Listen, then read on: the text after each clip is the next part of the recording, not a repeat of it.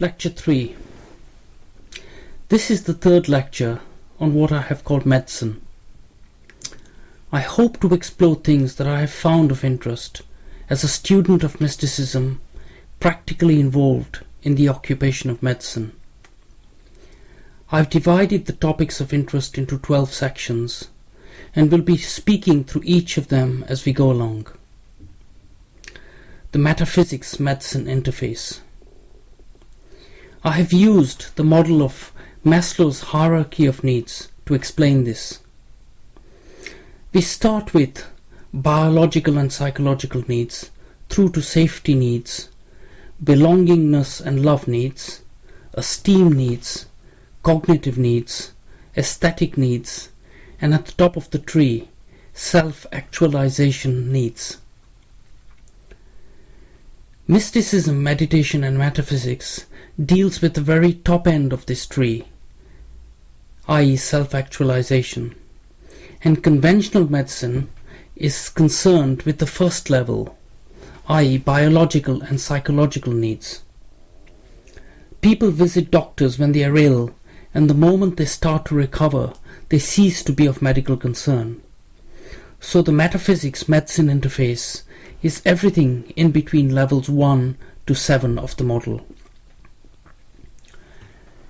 Is orthodox medicine holistic?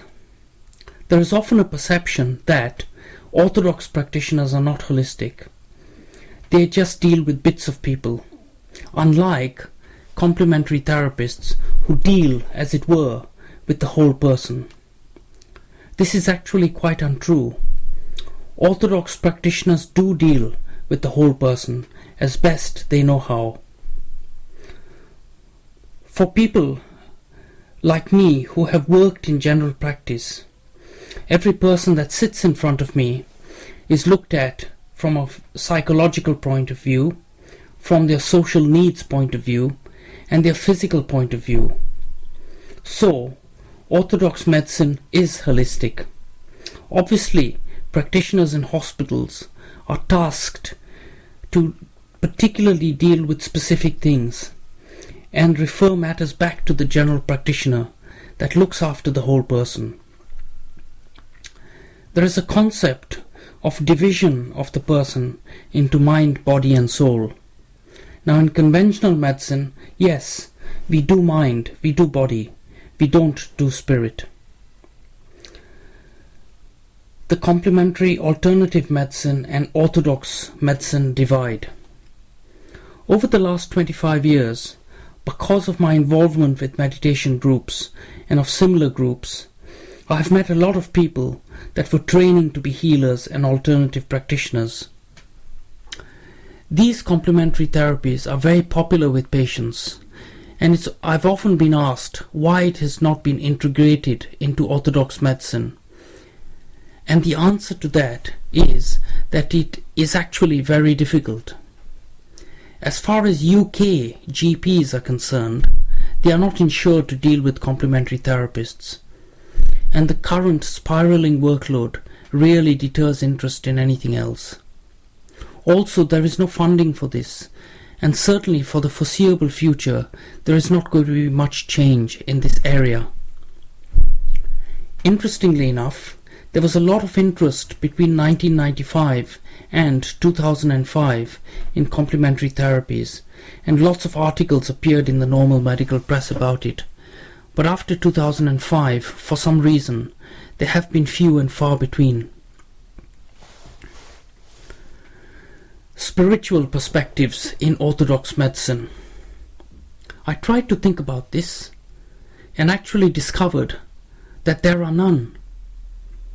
I thought about my own journey through medicine from 1974 to the present day, and I cannot recall having any kind of medical discussion or even hearing doctors speaking among themselves about things that concern so-called spiritual topics, and things like the word spirit, soul, religion, spiritual healing, religious notions of different kinds, prayer, meaning of life, are just taboo subjects and are not discussed.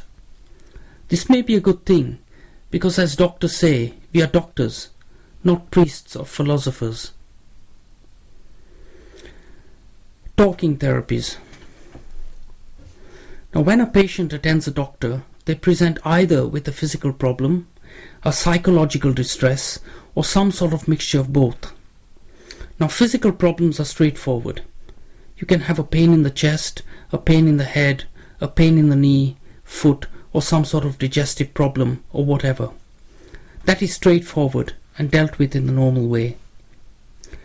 When it comes to a psychological distress, a doctor within the first 10 minutes of consultation is able to distinguish between anything that is severe, like a psychotic illness or a very serious depression and anxiety, which tends to get almost straight away referred to hospital medicine to be dealt with.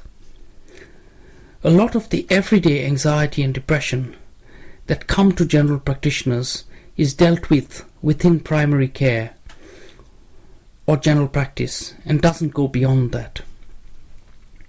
Now, in the case of managing psychological distress like anxiety or depression, there are really two basic avenues.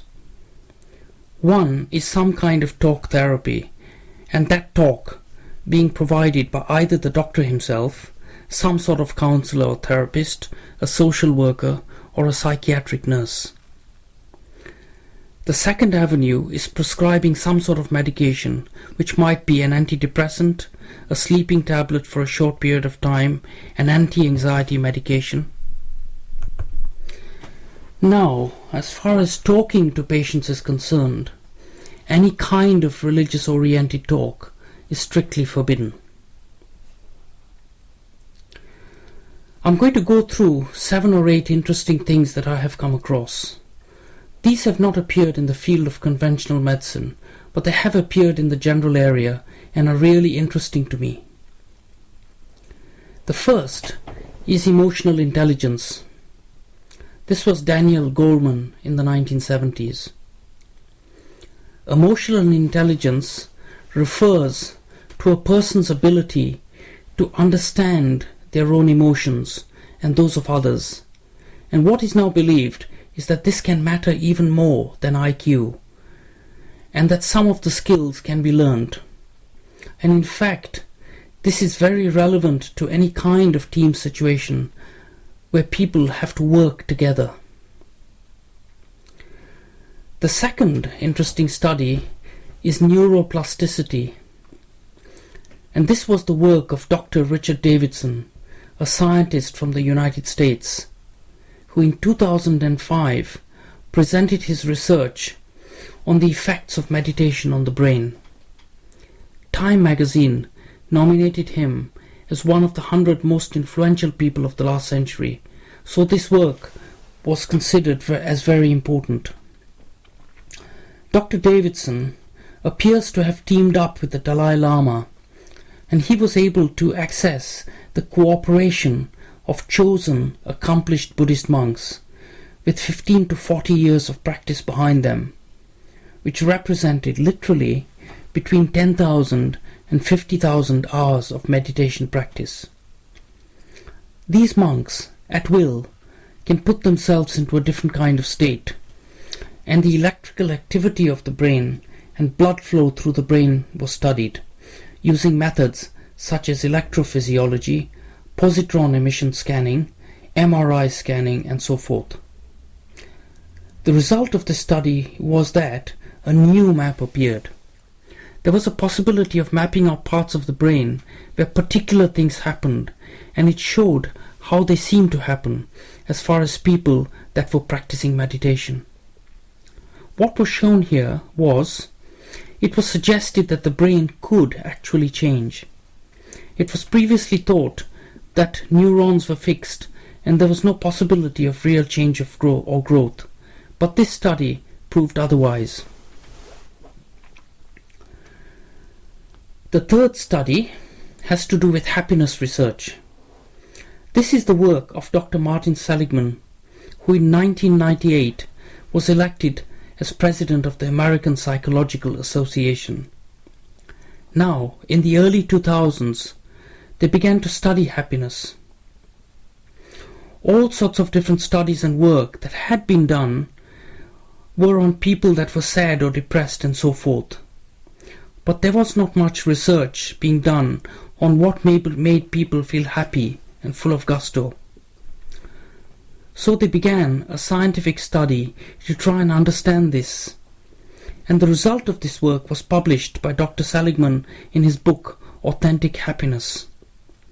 Time magazine published a leading article in their 7th February 2005 edition called The Biology of Joy, which looked at all the results of this research into happiness, and this article is really interesting to read. The next study is about the faith gene. I came across this again in the Time magazine article of 29th November 2004. The article was called The God Gene, and this referred to the work of biologist Dr. Dean Hamer, working at the National Cancer Institute in America. His work appeared to show that if people possess a gene called VMAT2, this will predispose a person to believe in some sort of higher power, and the question arose, is faith hardwired in people's genes? Dr. Hamer was clear to point out that this did not prove any kind of existence of God. He just pointed to the fact that if you had this gene, you were likely to believe in some sort of higher power, and that was all. Also in this Time magazine article, there was a quiz, a personal inventory of 20 questions with the title, How Spiritual Are You? This article was very interesting, and I certainly found I scored very high on this. The fifth study refers to the chemistry of emotions. This is the work of Dr. Candace Pert, who was a research professor in physiology and biophysics, and one of the neuroscientists that discovered endorphins and opiate receptors in the brain. Her work was really to discover the chemistry associated with psychological states, in particular mystical states, or states where people experienced highs, as it were. She did produce a book, Why You Feel the Way You Feel, and I think it's quite possible that in fact the basis of all things is chemical, and as it is sometimes put, we are a bunch of chemicals running around in a bag.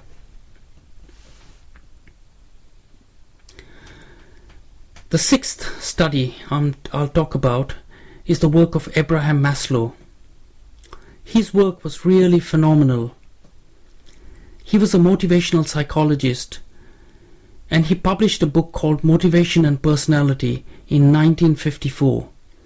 And his work, The Hierarchy of Needs, is still in current use. He stated 5 needs as a hierarchy, which are displayed here on the slide and can be found in all the literature. Later on, this was amended to make 5 into 7 needs. Quite interestingly as well, I came across the work of Wayne Dyer, a well-known American New Age guru, who brought out a DVD called From Ambition to Meaning. And he seemed to suggest that the first early part of our life is devoted to ambition. In other words, making something of ourselves, making a career for ourselves, raising a family, and so forth. But the second part of our life is really all about finding meaning. And if there was a difficulty in moving from ambition to meaning, then this would create a situation in life which would need wise resolution or a way of looking at it. In this connection, I remember the standard Vedic stages of life, which were that of a celibate student, a householder, the stage of spiritual search, and a sannyasi. I'd like to speak a little about this, because this is part of the ancient Vedic literature, and it would seem, from what I know, that communities in India, in some instances, still kept to this system until about 150 years ago. at which time it probably vanished completely. The first state was called brahmachari when a young man was a student or in the first stages of life. He then became a grahast, a householder. This was about marriage and raising a family. The third part of his life was called vanaprashram. This presumably was when the children had flown the nest and a man and his wife, as it were, would try and give up the world and go in search for God. The fourth state, called sannyasi, was really the state of renouncing, where a person was preparing to meet their maker. The seventh study I'd like to talk about is transactional analysis. This is Eric Berne's work of the 1970s. Transactional analysis is considered to be one of the most accessible theories of modern psychology. Berne basically said that people operate from three kinds of ego states, which were the parent, the adult, and the child. There's a lot of literature about this, and I won't go into this in detail.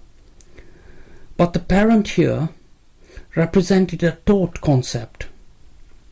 The adult represented a thought concept, i.e. what you think. And the child represented a felt concept, what you feel. Certainly in medicine, in trying to understand when consultations go wrong, this model is often accessed in order to try and understand. For instance, if a patient comes to the doctor and says, "I've had this back pain for 10 years, and what are you going to do about it?" This suggests to the doctor that the patient is like a child, looking to him like a parent. The work here is to bring each to an adult state so the doctor and patient may converse about the matter. You have an opposite situation where the patient says, "Well, look doctor, I know you're very busy and I know what's wrong with me. I know what I need. If you just give me this prescription, I'll be out of your door in 5 minutes." So one is presented with a fait accompli. This is a case of the patient acting as a parent and treating the doctor as a child. Out of transactional analysis came certain aspects of human communication. For example, words are not as important as they are made out to be, and in fact people are more interested in how things are said as opposed to what is said.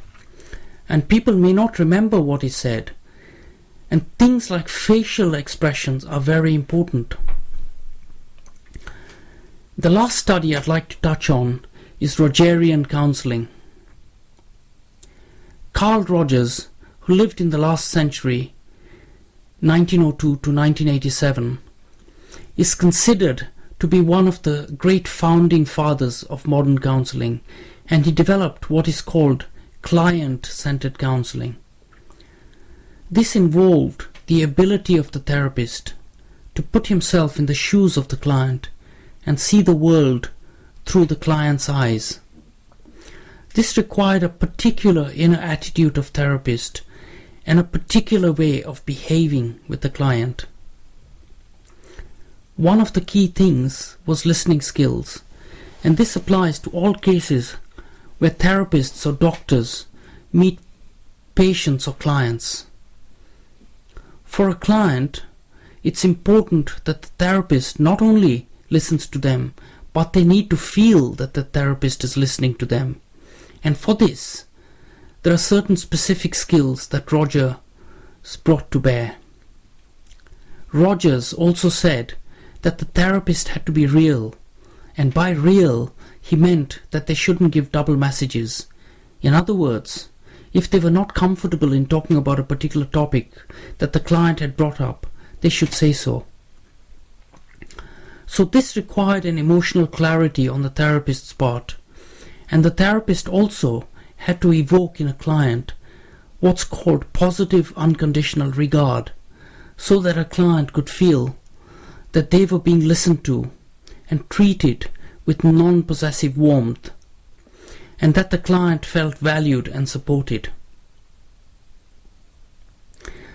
So, all these studies have certainly shown me that life's very much about how we feel.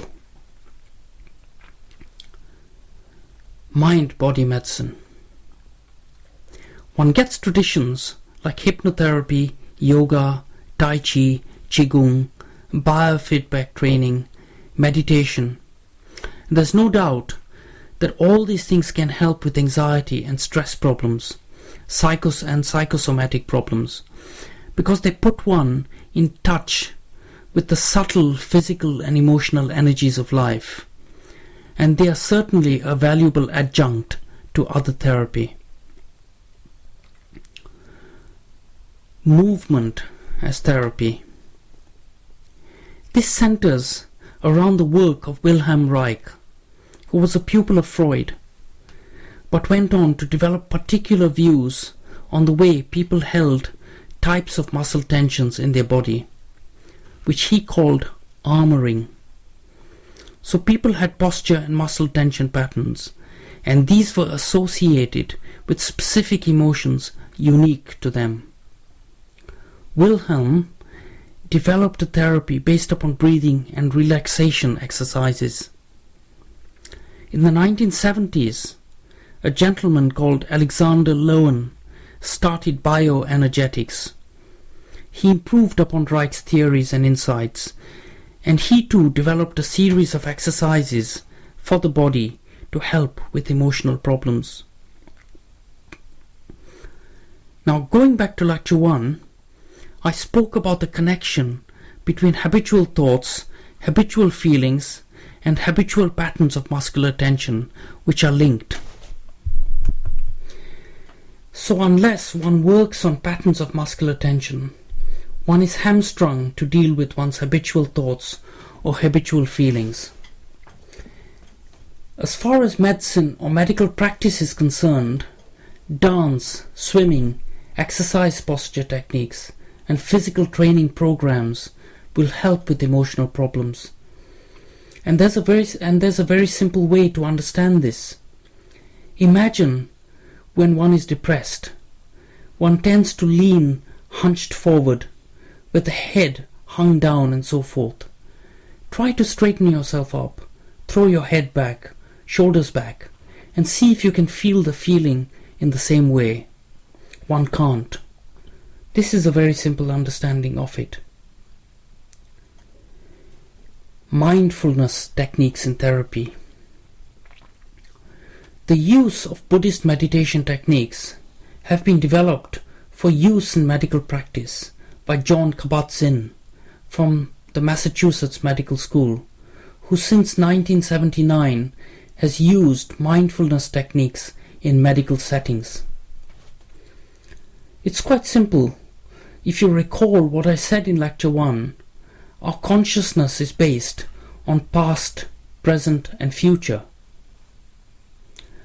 Now, whereas a happy person may have very happy memories of the past and may look forward to the future with enthusiasm and gusto, a person with mental health problems will often remember the past with a great deal of sadness, and when they look at the future, they feel great fear and trepidation.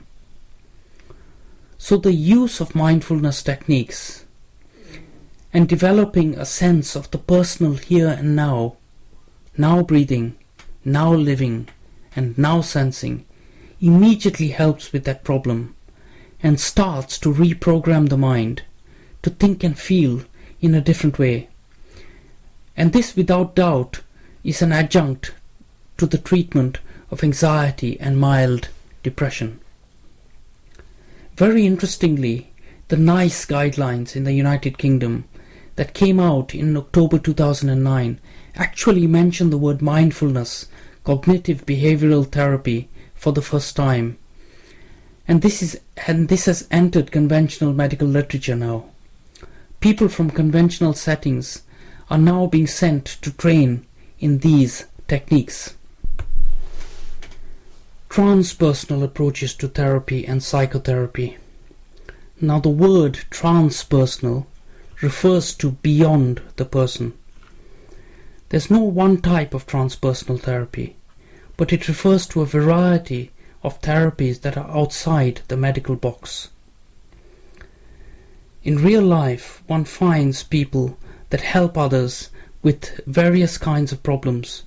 They could be healers, they could be mediums, they could be Reiki practitioners, people with New Age ideas, astrologers, religious counselors of different kinds, hypnotherapists, timeline hypnotherapists, past life therapists, and so on.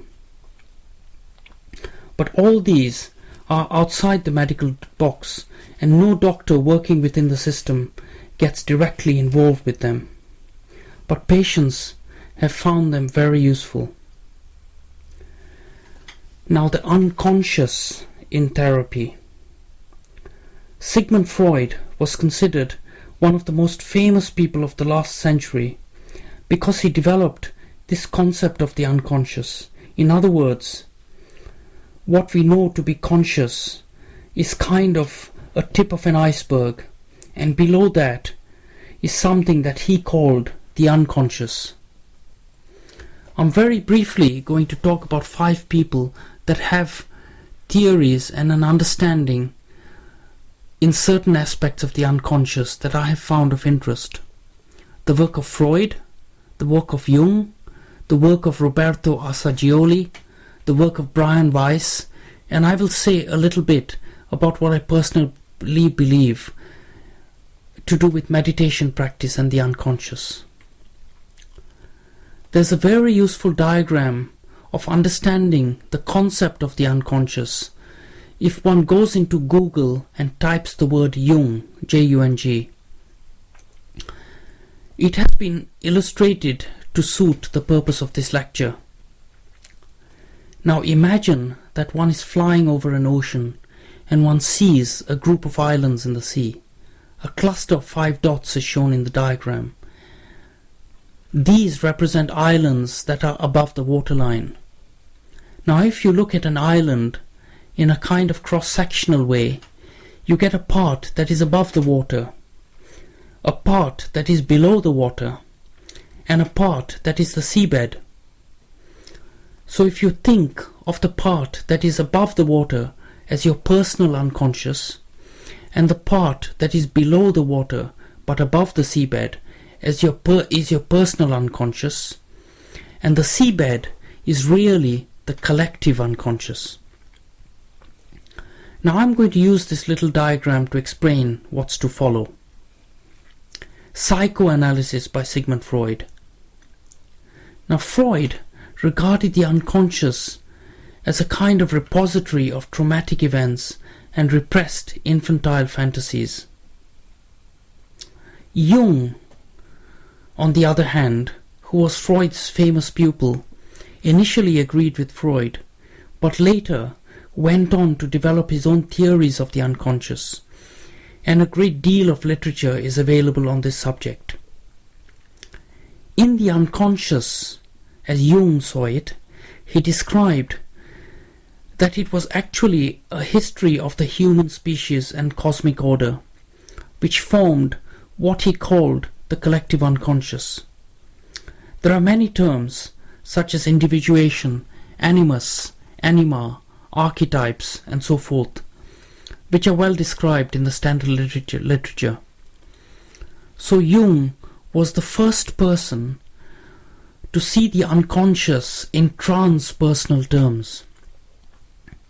Psychosynthesis. This refers to the work of Roberto Assagioli. Now he was a pupil of Freud and Jung, who studied Indian philosophy and then developed a system of his own, which he would call transpersonal psychology. And here he calls the part that is above the waterline the conscious, the part that is below the waterline the lower unconscious, and the so-called seabed as the higher unconscious, which was the seed of such things as imagination, peak experiences. He defined peak experiences as experiences of unity and joy which transcended the individual sense of themselves as a separate unit. Meditation practice and the unconscious. Now this is a personal view. I believe that as one tries to work through one's stuff, the place of healing is outside one's personal stuff. Everybody has personal stuff, but if you get stuck inside of it, you come out worse rather than better. But the place of healing is to come out of oneself, to come out of any sense of self-importance. And I have the belief that why should God help me when He doesn't help someone else? Why do I deserve any kind of special merit? And based on this, I do believe that if one comes to a point of what one shares with everyone else, then this is the place of greater healing, and it's the place to try to be. Past life therapy. This is the work of Dr. Brian Weiss and others in the field. Now this is a strange story because Dr. Weiss is a graduate of Columbia University and Yale, and he was the former chairman of psychiatry at Mount Sinai Medical Center, Miami. He stumbled upon past life therapy, as it were, by mistake. He wrote a book about this, Many Lives, Many Masters, which was published in 1988, and I understand has sold around 2 million copies. It is extraordinary. When I first came across it, it literally blew my mind away. He was trying to help a patient of his with hypnosis in the 1980s, when this patient started to speak of other things that had happened in other lives, and he couldn't understand it. And the experience was so startling that it changed the life of both the patient and Dr. Weiss. From then on, Dr. Weiss began to research the idea that through hypnosis one could find out about matters to do with the beyond. And in his latest book called Same Soul, Many Bodies, he describes the results of 25 years of work in this subject, and for him, reincarnation is actually a fact. And he describes why he says that it is a fact. And I believe that this is one of the most, or perhaps the most important medical discovery to date. During past life regression using hypnosis, people often come up with strange stories, so I gather from the literature. Now, are these stories a fabrication to suit the client's fantasy? Are they a fabrication to pander to the therapist's wishes? Are there alternative explanations? And is the story compatible with the client's previous knowledge? And it raises other questions of this sort. Dr. Weiss has also come across people that, under hypnosis, start to speak a different language, one that they could never have known, and this defies explanation. What is interesting about past life regression stories is that most of the work has been done in America, and most of the work since the 1980s has actually been recorded on cassette tape, and many of these people that have undergone this therapy are still alive and can be interviewed. I think this is ideal material for scientific researchers that can have open minds, rather like studying the X-Files. Now, if evidence for past lives is found to be with foundation, I think the implications are just staggering, and this will amount to the biggest scientific breakthrough of the century. Well, it won't happen this century, but might happen in the next century, but it's still an extraordinary thing. One has to remember that science deals with what is true and with what works.